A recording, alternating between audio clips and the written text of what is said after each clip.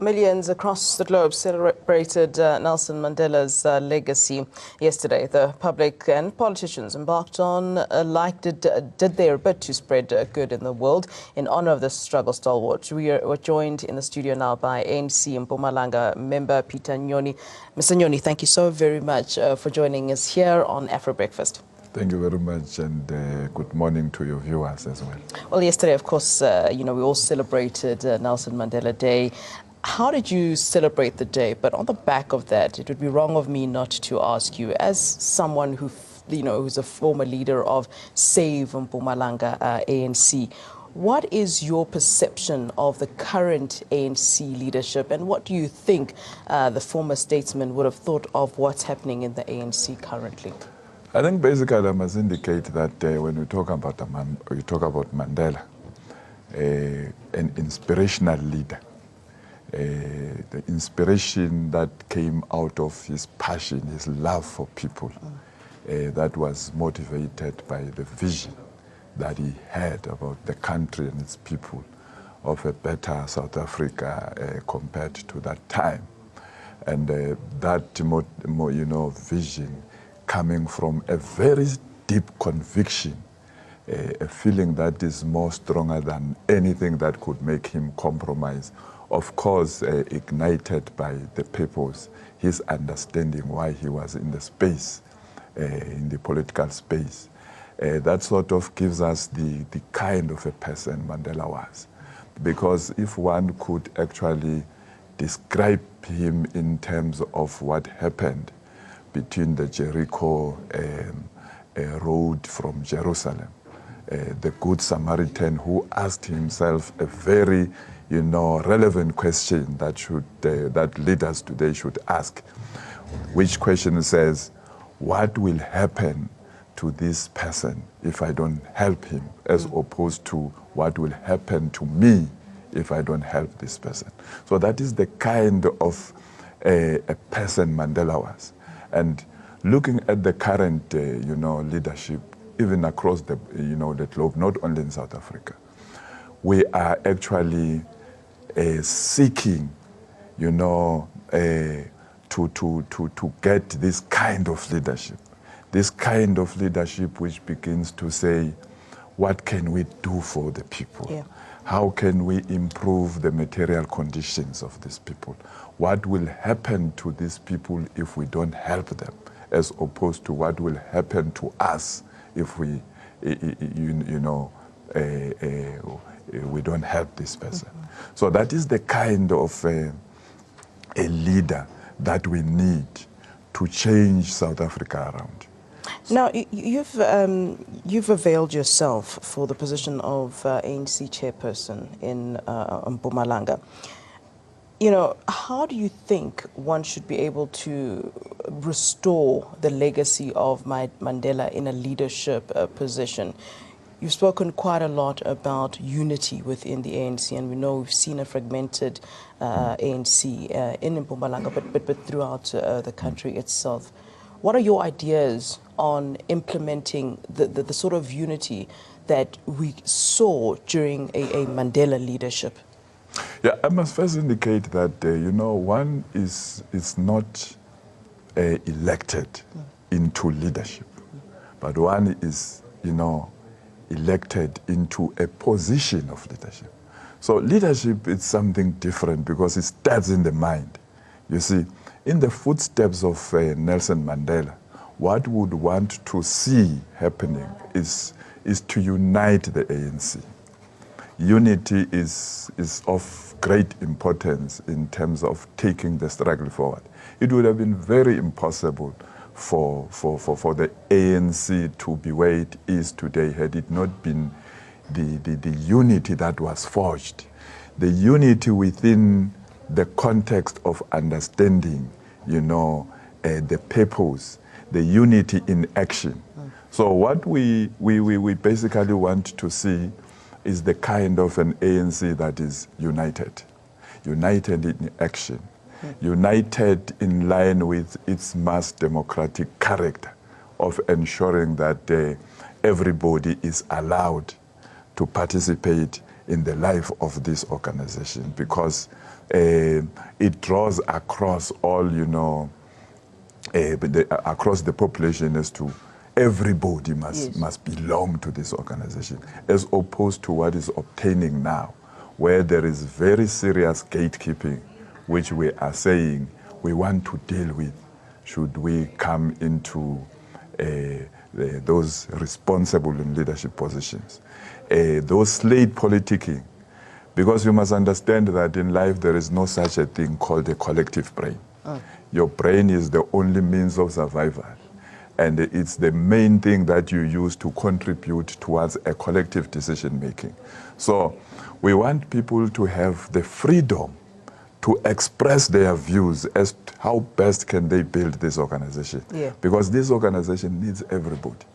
And I want to believe even those that are in leadership currently, they need to ensure that they unite the ANC, of which that will be one of our fundamental objectives. If we happen to be elected into those positions of leadership, we want to work with them. We also want to release them, because we have come to realize that they've institutionalized factionalism in their minds. They've also institutionalized gatekeeping. They think the organization can only exist because they are there. But we want to say the organization can exist better if all of us take part. What do you say, Mr. Nyoni, to a perception and perhaps some rhetoric of some quarters who say, well, you know what, the ANC was great as a liberation movement. They liberated many in South Africa. You know, we thank your Mandelas, we thank your Sisulus, and the names are endless. What do you say when people say, yes, the ANC was great in liberation and liberating it's the masses, but not necessarily in positions of leadership now? They are not, there shouldn't be a governing or ruling party because there's so many gaps.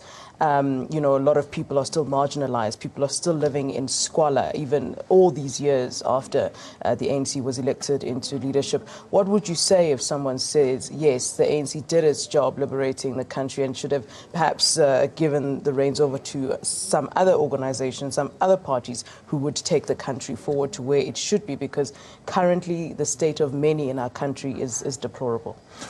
Yeah, I think what is also critical for me to indicate is that Mandela and the leadership that was there responded to the question that was asked during their time. Yes. They responded so well, and they actually built this organization and they handed over to us intact. So our responsibility now as leaders within the ANC is to take the struggle forward, is to ensure that we embark on organizational renewal so that the ANC's, becomes relevant, so that the ANC becomes the center, it becomes the agent for the kind of change or for the kind of a South Africa that we need. I strongly believe that we don't need many politicians in leadership, but we need more leadership in politicians. Okay. So people must begin to realize that it is only through leadership and the change in our minds that can actually champion the kind of change that we need. Yes. So we are now standing on the threshold of ensuring that we take the struggle forward, because life is a struggle. You know, we're in a revolution. We can't say we have, after having been delivered from Egypt, we have just entered the wilderness. Freedom will only come when Egypt leaves our mind. So now we must understand that we are still transforming. We are actually on the way to Canaan. These are the challenges that we must come across and actually rise above and resolve, like what Bo Mandela did during those days. Yeah. That's why I said earlier on, they responded to the critical questions that were asked during that time. Yeah. So now we have a situation where we are to respond to the questions that are asked during this generation, which include, among others, the expropriation of land without compensation. All of us must come and engage in that narrative so that we are able to take the struggle forward. So that is why I'm saying, yes, we have been delivered from Egypt, but we are still in the wilderness. So if we don't change our thinking, it might take us a long time, like it did with the Israelites, to actually attain the promised land. And remember, not all of them attained, the promised land, because they were actually mentally oppressed, despite the fact that they were actually, liberated. Mr. Nyoni, let's wrap up by you telling us really the program for Saturday, please. Saturday, we are going to visit Secunda in actually honoring and celebrating the centenary of this international icon. We'll be starting by actually pledging to build a house for a family that lost, the house through fire. Then we'll proceed to hand over about 2 sets of soccer jerseys to the youth.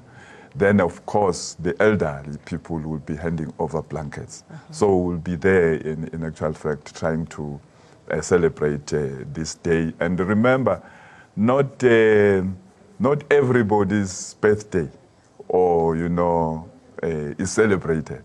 So you must understand that we have got a unique opportunity to celebrate Madiba's, I hope the centenary. things that are planned for Mandela Month and Mandela Day, all of those things, I hope there are plans to make this an everyday occurrence, so that we're continuously trying to change the living conditions of those in our country that need help. I hope that is your plan in Mpumalanga too. Basically, this kind of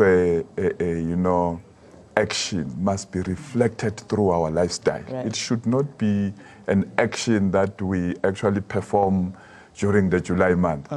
Every day should be a Mandela Day. All right. Thank you very much for giving us your time. Peter Nyoni, ANC Mpumalanga HOD for COGTA, and also a former Save Mpumalanga ANC group leader who's, of course, eyeing, I should say, the position of ANC chairperson in Mpumalanga. Thank you very much, sir, for giving us your time. You're welcome.